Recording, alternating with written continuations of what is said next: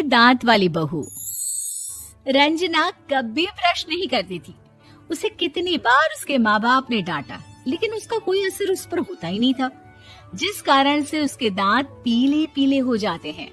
शादी के बाद अरे बहू, वैसे तो तुझ में कोई कमी नहीं है, पर तेरे दांत इतने पीले कैसे हैं बेटा?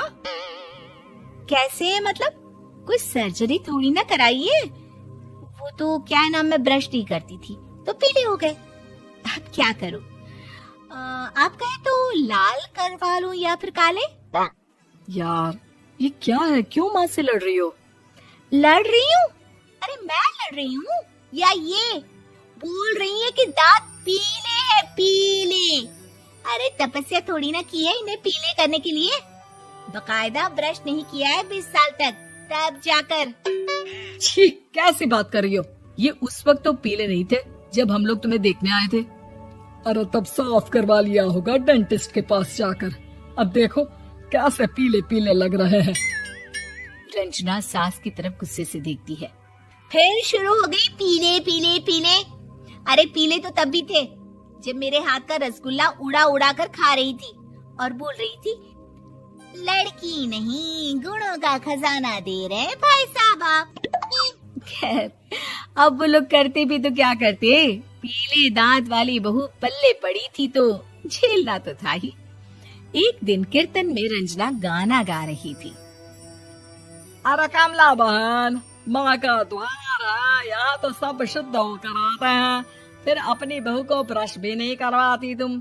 दूर से पीले पीले दांत भक्ति में बाधा उत्पन्न कर रहा है। अरे कोई 2 साल के बच्चे थोड़ी ना लेकर आई हूँ मैं बहू बनाकर। अच्छी खासी लड़की है, अरे कैसे करवाऊं ब्रश? ये तो उसे खुद करना चाहिए ना। अब माँ बाप तो इसके जैसे तैसे निपटा दिए, ये नहीं सोचा कि सास कैसे संभालेगी। सास बहू को लेकर घर आ जाती है, लेकिन सोच लेती है कि अब इसे लेकर कहीं नहीं जाएगी। अगले रोज बहू कहती है, अरे क्या हो गया, मंदिर नहीं जाना क्या? कीर्तन का वक्त हो रहा है। मेरी मधुर वाणी से कान्हा जी जागते हैं और सोते हैं। आप तो जानती है ना उनकी भक्ति में कितना मन लगता है मेरा।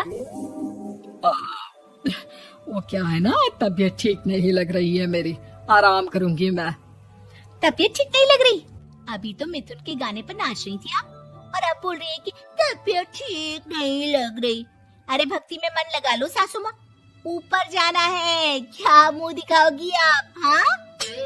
सास को बहू की बात पर गुस्सा आ जाता है। मैं क्या मुंह दिखाऊंगी, इसकी चिंता तो ना कर, समझी? अपने मुंह की चिंता कर, जो ये पीले पीले दांत लेकर हर जगह पहुंच जाती है। पता है लोग कितना मजाक बनाते हैं। ना जी ना, मैं नहीं जाना कहीं तेरे साथ। तो ये बात है। कोई ना, मत जाओ, मैं अपने कमरे में ही बैठकर भक्ति कर लूंगी। ऊपर वाला दांत थोड़ी ना देखता है, मन देखता है, भावना देखता है। और अरे बस बस, तू सब कुछ दिखा, बस ये सफेद चमकदार दांत ना दिखाना किसी को, है? जा यहाँ से। बहू को सास की बात का कोई फर्क नहीं पड़ता, वो तो जैसी थी वैसी ही रह जाती है। सुबह नहाकर किचन में खाना बनाना, फिर खाना खाना, कीर्तन भजन करना और सो जाना। एक दिन, माँ जी मैं सहेली के घर जा रही हूँ, शाम को लेट आऊंगी। हाँ हाँ तो जाना, मैंने कौन सा तेरी आरती करनी है घर पर बैठकर। रंजना सहेली के घर जाती है, जहाँ वो पार्टी में जाने की तैयारी कर रही होती है। अरे शिखा, कहाँ जाने की तैयारी कर रही है? मैं गलत वक्त पर आ गई क्या? अरे नहीं यार, उल्टा सही वक्त पर आई है। मैंने ये साड़ी और ज्वेलरी निकाली है यार, शाम को इनके ऑफिस की एक पार्टी में जाना है। बताना कैसा लग रहा है ये सब? नहीं यार, इस ड्रेस के साथ तो वो वाली ज्वेलरी अच्छी लगेगी। हाँ हाँ सही बोल रही है, मैंने ध्यान ही नहीं दिया। वैसे तो हमेशा से मस्त फैशन सेंस रखती है। तो बड़ा जाती होगी ना पति के साथ पार्टी में। रंजना कुछ नहीं बोलती, बस सोचती है कि यार काश ये बात सही हो जाती, पर मैं क्यों नहीं जाती पार्टी में?